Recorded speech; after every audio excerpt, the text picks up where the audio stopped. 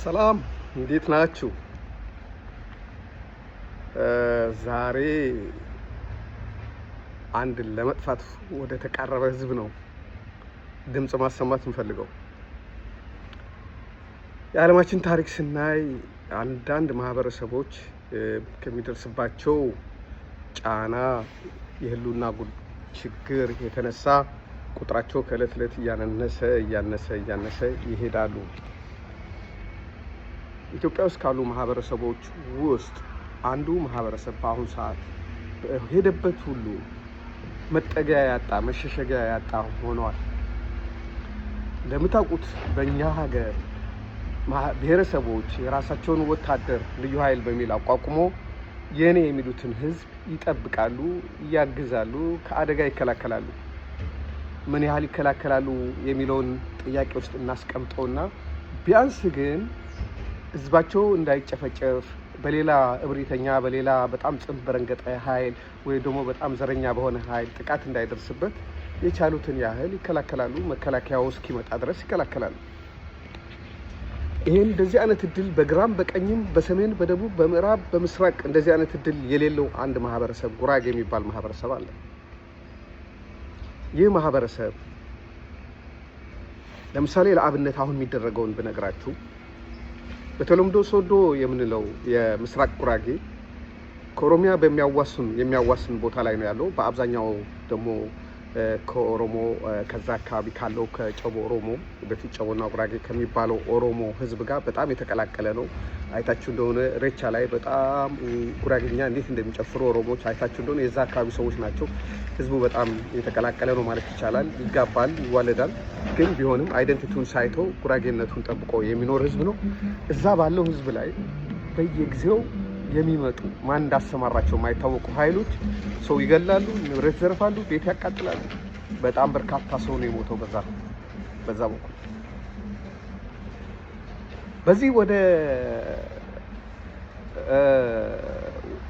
በተለምዶ ሰባት ቤት ጉራጌ በምንለው ውስጥ ደግሞ ወደ ወልቂጤ አካባቢ ከሄድን ደግሞ ቀደም ሲል አንድ ላይ የነበሩ ጉራጌ ነን የሚሉ አካሎች ሆነው አሁን ጉራጌ አይደለም የሚሉ የተነሱት እነሱም በዛ አካባቢ ያለው ጉራጌ ላይ የመግደል ንብረት የማቃጠል የማጥቃት እርምጃዎችን ይወስዳሉ። በቅርቡ ፖሊስ ጣቢያ ሳይቀር ጥበቃ ላይ የነበሩ 2 ፖሊሶችን ገለው በዛ አካባቢ በሚፈጠሩ ሌሎች ነገሮች ጭራሽ የትራንስፖርት የመስተጓጎል እንደደረሰ የተወሰኑ እንቅስቃሴዎች በግቤ ብርሃ ውስጥ ሁሉ እንዳለ የሚያሳዩ መረጃዎች አሉ። ሌላው በሌላ አቅጣጫ ስንሄድ ከሰባት ቤት ጉራጌ ከሚባለው ውስጥ በተለይ እነሞርና ኤነር ከሚባለው ወረዳ ኤነር የሚባለው አካባቢና እንደጋኝ የሚባለው አካባቢ ከሀዲያ ጋር የሚያዋስኑ ናቸው። እስካሁን በእንደጋኝ በኩል የተፈጠረ ነገር መኖሩን ባልሰማም እነሞርና ኤነር ከሀዲያ ጋር በሚያዋስኑ አካባቢ ቆሴ የሚባል ገበያ አለ። ያ ቆሴ ለኤነር አካባቢ እንደ ከተማ ነው። የኤነር ዋና ከተማ ልንለው የምንችል ነው። ገበያ የሚያሳልጡበት ሁሉ ነገር የሚያገኙበት ቦታቸው ነው። በዛች አካባቢ ከሀዲያ አካባቢ የሚነሱ ጽንፈኛ አካሎች አሁን ብቻ አይደለም ከኢህአዴግ ዘመን ጀምሮ የኢህአዴግ ዘመን አስታውሳለሁ። አንድ ጊዜ ነፍሱን ይማረው አብራር የሚባል መካኒክ ጓደኛ ነበረኝ። ወደዛች አካባቢ መሄድ አለብን ብሎኝ አብሬ ሄጄ በመንግስት ስራ በነበሩ ጊዜ አንዳንድ ነገሮች የራሴን ግንዛቤ ለመውሰድ ሞክሬያለሁ። በሰላም ጊዜ በተፈጠሩ ችግሮች ላይ እንደም እዛ አካባቢ በየአመቱ ሊባል በሚችል ደረጃ ቤቶች ይቃጠላሉ፣ ሰው ይገደላል። ምንድነው ጥያቄው? ወሰን የኛ ነው መሬቱ የሚል ነው ጥያቄው። በህጋዊ አካል የሚሰጡ ውሳኔዎች በኃይል ባላቸው አካሎች ተቀባይነት የላቸውም። እንደ አጋጣሚ ሆኖ በጉራጌ ዞን ውስጥ የሚመደቡት የልዩ ኃይል አባሎች ደግሞ ጉራጌ ከሌሎች ዞኖች ጋር ተደባልቆ የሚተዳደር በመሆኑ በአሁኑ መካከለኛ ምናምን የሚል ክልል አይደል የተሰጠው። በዛ በመካከለኛ ክልል ውስጥ የሚካተቱ ሌሎች ዞኖች አሉ።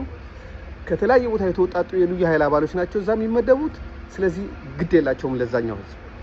ምክንያቱም ጉራጌ ራሱን የቻለ የክልል አደረጃጀት ስለሌለው የራሱ ልዩ ኃይል የለውም። የራሱ ልዩ ኃይል ቢኖረው ቢያንስ መከላከያው እስኪመጣ ድረስ ሌሎች ኃይል የተቀላቀለ እርምጃ ሲወስዱበት የመከላከል እድል ይኖረው ነበር።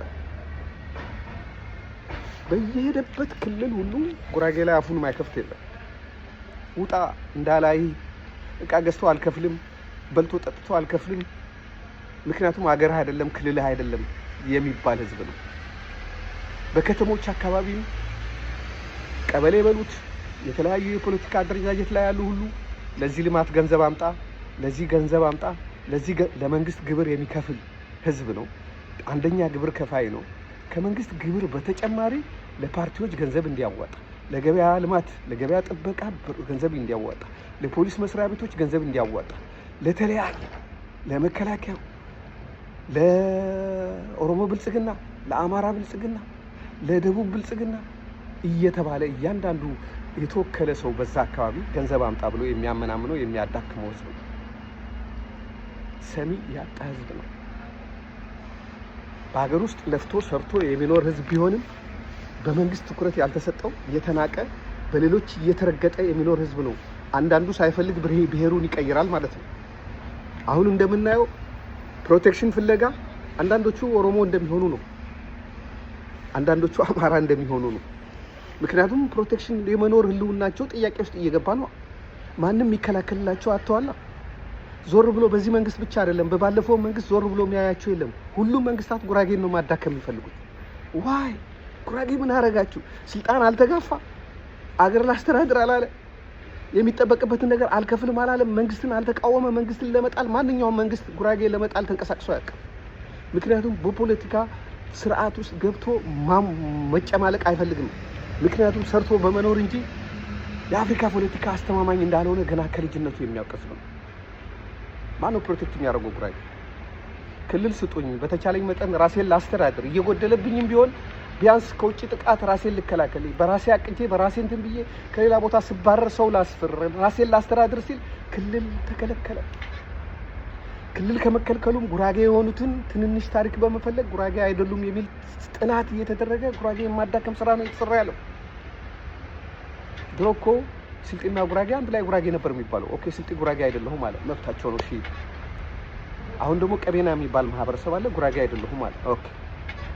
ቀጥሎ እዛ አሁንም ሶዶ አካባቢ የሆነ ጉራጌ አይደለሁም የሚሉ ደግሞ ተነስቷል። ይሄ በመንግስት የፖለቲካ ስትራክቸር እየተደገፈ የሚደረግ ነገር ነው። ሌላው ግን በጣም ሰፊ ነን፣ የኢትዮጵያ ግማሽ ነን እየተባለ ሌላው ማህበረሰብ የራሱ የሆነ ክፍተት የለውም እንዴ? ትንሽ ቋንቋስ ቢሆን ቢግባቡ የቃላት ልዩነት የለውም እንዴ? ጎጀምና ጎንደር፣ ሸዋና ወሎ የተወሰነ ልዩነት የላቸውም እንዴ? ባሌና አርሲ የተወሰነ ልዩነት የላቸውም? ጅማና ሸዋ የተወሰነ ልዩነት የላቸውም? ኦሮሞዎች ቢሆኑ የጉራጌ ሲሆን ግን ልዩነቱን ሰፋ አድርገ እያንዳንዱን አካባቢ በመበጣጠስ ማዳከምና ህልውና እንዳይኖረው የማድረግ ስትራቴጂ የማን ነው? ይህን ጉራጌ ባልሆንም እናገር ነበር፣ ግን ጉራጌ ስለሆንኩ በደንብ ስለማውቀው ነው ማወራው።